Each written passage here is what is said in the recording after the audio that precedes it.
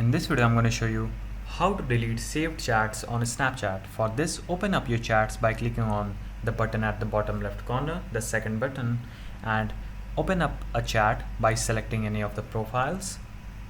And to delete a chat, just hold down any chat by clicking on it and holding it down, and it will open up this section, and click on delete and click on OK and click on delete chat again. So that's how we can delete a chat on our Snapchat by following these steps.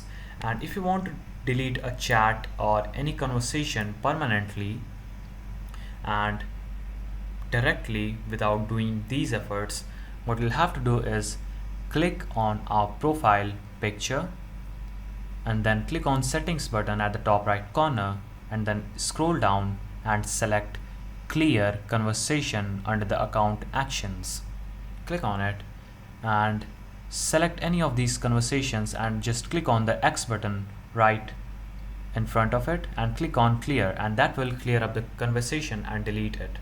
So that's how we can do it. Like and subscribe if you found this video helpful.